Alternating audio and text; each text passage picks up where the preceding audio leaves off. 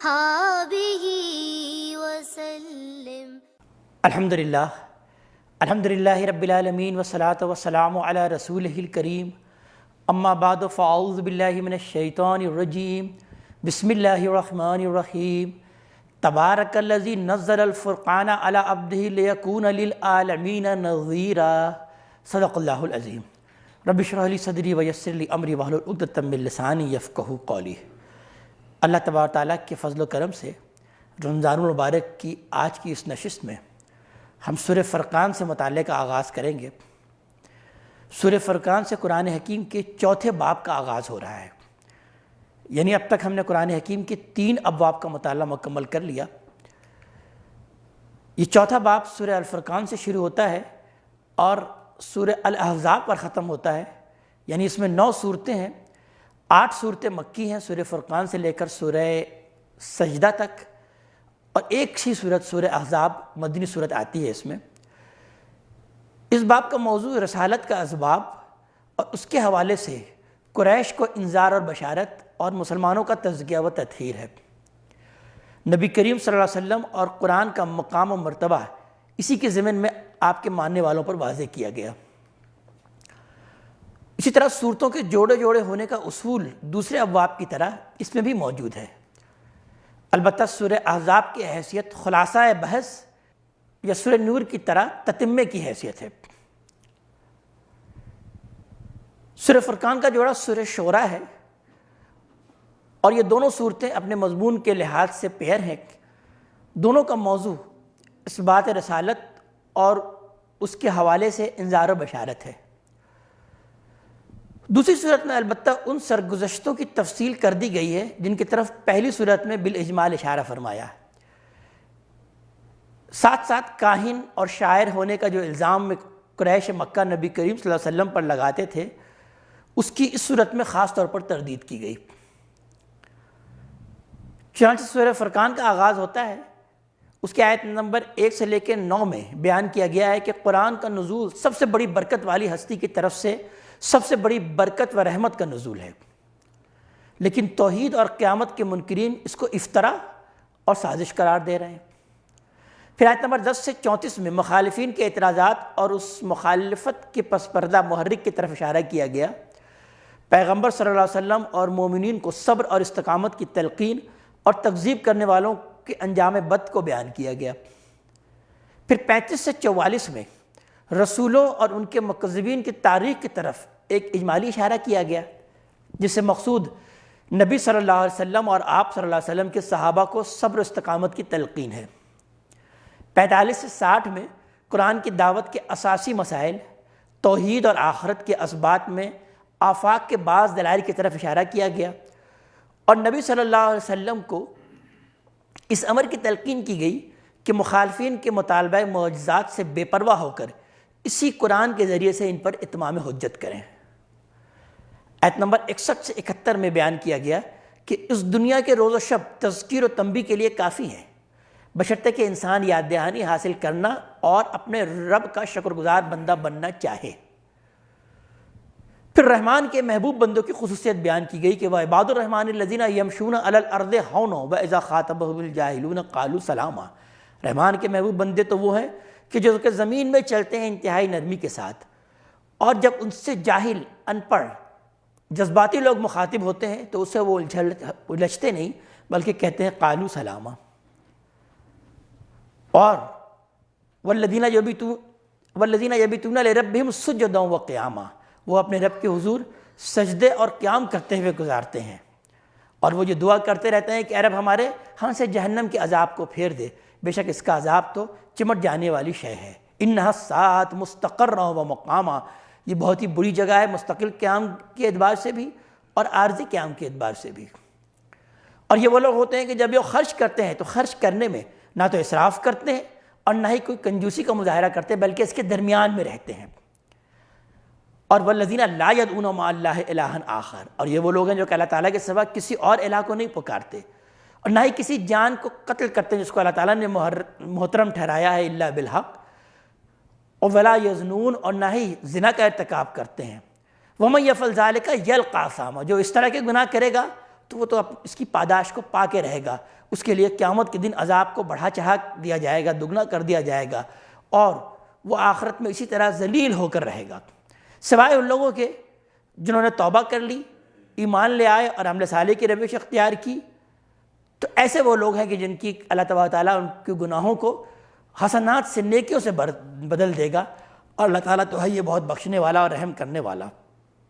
جس نے در حقیقت توبہ کی اور عمل صالح کیا، فَإِنَّهُ يَتُوبُ إِلَى اللَّهِ مَتَابًا، اسی نے در حقیقت اللہ تبارک تعالیٰ کے حضور توبہ کی، توبہ کا حق ادا کیا۔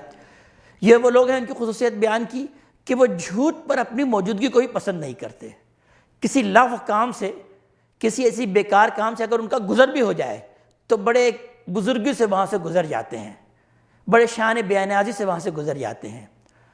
اور والذین اذا ذکروا بآیات ربہم لم یخروا علیہا صما وعمیانا، اور جب ان کو نصیحت کی جاتی ہے ان کے رب کی آیات سے تو پھر وہ اس پر اندھے اور بہرے ہو کر ٹوٹ نہیں پڑتے، اور اپنے رب سے دعا کرتے رہتے ہیں کہ اے رب ہمارے ہب لنا ازواجنا وذریاتنا قرۃ اعین واجعلنا للمتقین اماما، کہ اے رب ہماری بیویوں میں سے اور ہماری اولاد میں سے ہمیں آنکھوں کی ٹھنڈک عطا فرما اور ہمیں متقیوں کا امام بنا۔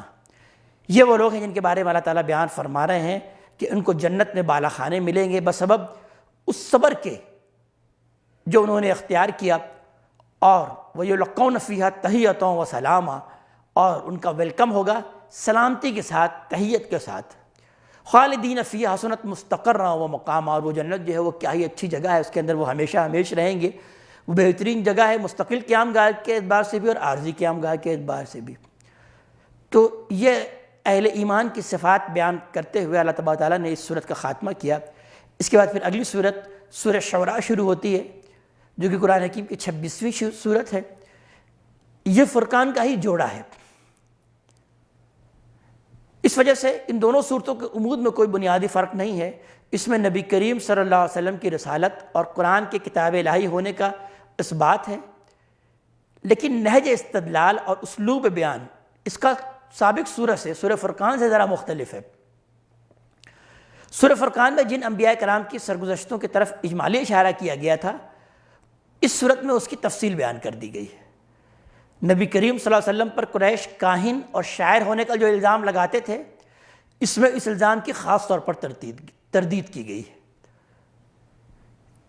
اس صورت میں ہر پیرے کے بعد آیات آتی ہے، ان فی ذلک لآیہ وما کان اکثرهم مؤمنین وان ربک لہو العزیز الرحیم، کہ بے شک یہ آیات، یہ نشانیاں، وما کان اکثرهم مؤمنین، لیکن لوگوں کی ان کی عظیم اکثریت جو ہے وہ ایمان لانے والی نہیں ہے۔ ان ربک لہو العزیز الرحیم، بے شک آپ کا رب جو ہے وہ زبردست ہے اور رحم کرنے والا ہے، چھایا ہوا ہے اور رحم کرنے والا ہے۔ بطور ترجیح یہ آیت 8 بار وارد ہوئی۔ اس ترجیح سے معلوم ہوتا ہے کہ جو لوگ آپ کی صداقت کے ثبوت کے لیے آپ سے کسی عذاب کی نشانی کا مطالبہ کر رہے تھے، وہ اس میں خاص طور پر مخاطب ہیں۔ ان کو تاریخ کے حقائق کی طرف توجہ دلائی گئی ہے کہ وہ رسولوں اور ان کے مکذبین کی تاریخ سے سبق لیں، ان لوگوں کی روش کی تقلید نہ کریں جو اللہ کے عذاب میں گرفتار ہوئے۔ چنانچہ آیت نمبر 1 سے لے کے 9 یہ سورت کی تمہید ہے، جس میں نبی صلی اللہ علیہ وسلم کو تسلی دی گئی کہ اگر قرآن کے مخالفین اس پر ایمان نہیں لا رہے ہیں، کسی نشانی کا مطالبہ کر رہے ہیں، تو آپ اس چیز سے پریشان نہ ہوں۔ اگر اللہ چاہے گا تو کوئی ایسی نشانی اتار دے گا جو ان سب کے گردنیں قرآن کے آگے جھکا دے گی، لیکن قرآن کی صداقت کسی خارجی نشانی کی محتاج نہیں ہے، یہ اپنی صداقت کی دلیل خود اپنے اندر ہی رکھتا ہے۔ اگر یہ لوگ اس کو جھٹلاتے ہیں تو جن خطرات سے قرآن ان کو آگاہ کر رہا ہے وہ سب ایک ایک کر کے پیش آ کر رہیں گے۔ آیت نمبر 10 سے 68 میں حضرت موسیٰ علیہ السلام اور فرعون کی سرگزشت سنائی گئی، جس میں وہ واقعات اجمالاً بیان ہوئے جو فرعون کے پاس جانے کے حکم سے لے کر ان کی غرقابی تک، کہ فرعون جب غرق ہوا اس وقت تک جو بھی پیش آئے۔ آیت نمبر 69 سے لے کر 104 میں حضرت ابراہیم علیہ السلام کی دعوت توحید کا حوالہ دیا گیا جو انہوں نے اپنے باپ اور اپنی قوم کو دی۔ اسی ذیل میں ان لوگوں کے انجام کا بیان ہے جو اپنے مزعومہ شرکاء و شفاء کے بل پر آخرت سے بے پرواہ ہیں۔ آیت نمبر 105 سے 122 میں حضرت نوح کی دعوت اپنی قوم کو اور قوم کا متکبرانہ جواب اور انجام کار اس کی غرقابی کا بیان ہے۔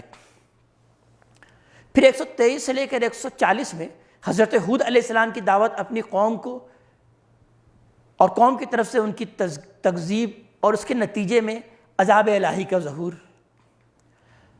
اور 141 سے 159 میں حضرت صالح کی دعوت قوم سمود کو اور قوم سمود نے جو تکذیب کی اور پھر ان کے انجام کا بیان ہے۔ 160 سے 175 میں حضرت لوط علیہ السلام کی دعوت اور ان کی قوم کا رویہ اور ان کی قوم کے ساتھ کیا انجام ہوا اس کا تذکرہ ہے۔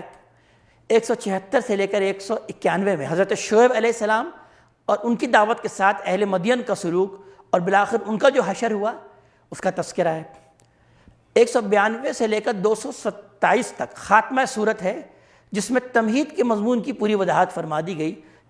چنانچہ بیان کیا گیا کہ قرآن منبع وحی الہی ہے، اس کو اللہ تعالیٰ نے حضرت روح الامین کے ذریعے سے نبی کریم صلی اللہ علیہ وسلم پر نازل فرمایا ہے۔ اس کا عربی مبین میں نازل ہونا اہل عرب پر اللہ تعالیٰ کا ایک عظیم احسان ہے۔ اگر انہوں نے اس کی قدر نہ کی تو یہ ان کی انتہائی محرومی و بدبختی ہے۔ اس کے دلائل پچھلے انبیاء کے صحیفوں میں بھی موجود ہیں اور علماء اہل کتاب ان سے اچھی طرح واقف ہے۔ یہ کفار کے لیے انذار و تنبیہ ہے تاکہ مواخذے سے پہلے ان کو اچھی طرح آگاہ کر دیا جائے، تو جو لوگ اس کی تکذیب پر اڑے ہوئے ہیں وہ اس کے نتائج دور تک سوچ لیں۔ اس کو جنوں اور شیطانوں کی وحی قرار دینا محض حماقت ہے۔ یہ کسی شاعر کا کلام نہیں ہے بلکہ اللہ کا کلام ہے۔ قرآن اور شعر، پیغمبر اور شاعر میں امتیاز کرنے والی بعض کسوٹیوں کی طرف اشارہ کیا گیا اور اسی مضمون پر پھر اس سورت کا اختتام ہوا۔ اس کے بعد پھر اگلی سورت شروع ہوتی ہے سورہ نمل۔ سورہ نمل اور سورہ قصص یہ آپس میں پیر سورت ہے۔ ان دونوں سورتوں کا موضوع نبی کریم صلی اللہ علیہ وسلم اور آپ کے ساتھیوں کو تسلی اور بشارت دینا ہے اور آپ کے منکرین کو متنبہ کرنا ہے کہ آخرت سے بے خوف اور دنیا کے عیش و آرام میں مگن ہو کر وہ جس سرکشی پر اترے ہوئے ہیں اسے چھوڑ دیں، اپنے اوپر اللہ کی نعمتوں اور عنایتوں کا شکر ادا کریں اور اپنے پیغمبر کو پہچانیں۔ دونوں صورتوں میں اصل بنائے استدلال موسیٰ علیہ السلام کی سرگزشت ہے۔ اس کے علاوہ جو سرگزشتیں سنائی گئی ہیں وہ طبعاً اسی کے بعض پہلوؤں کی مزید وضاحت کرتی ہیں۔ ان میں خطاب نبی کریم صلی اللہ علیہ وسلم سے بھی ہوا ہے اور قریش مکہ سے بھی، لیکن روح سخن زیادہ تر انہی کی طرف ہے۔ سورہ نمل کے مضامین کا تجزیہ کچھ یوں ہے کہ آیت نمبر 1 سے 6 سورت کی تمہید ہے جو سورہ بقرہ کی تمہید سے ملتی جلتی ہے۔ اس نے واضح فرمایا ہے کہ یہ قرآن بجائے خود نہایت واضح اور عقل و دل کو اپیل کرنے والی کتاب ہے، لیکن جو لوگ آخرت کو نہیں ماننا چاہتے وہ اس پر ایمان نہیں لائیں گے۔ وہ جن دلچسپیوں میں منہمک ہیں شیطان نے ان کی نگاہوں میں وہ اس طرح کھبا دی ہے کہ اب وہ ان کے پیچھے اندھے ہو چکے ہیں، وہ اسی طرح بھٹکتے رہیں گے۔ 7 سے 14 میں حضرت موسیٰ علیہ السلام کی سرگزشت کا ابتدائی حصہ بیان کیا گیا ہے جس میں یہ واضح فرمایا ہے کہ اللہ نے ان کو نہایت واضح 9 نشانیوں کے ساتھ فرعون کے پاس رسول بنا کر بھیجا، لیکن فرعون اور اس کی قوم نے یہ یقین کرنے کے باوجود کہ یہ اللہ کی نشانیاں ہیں حضرت موسیٰ کی رسالت تسلیم نہیں کی اور بالآخر وہ ہلاک ہو کر رہے۔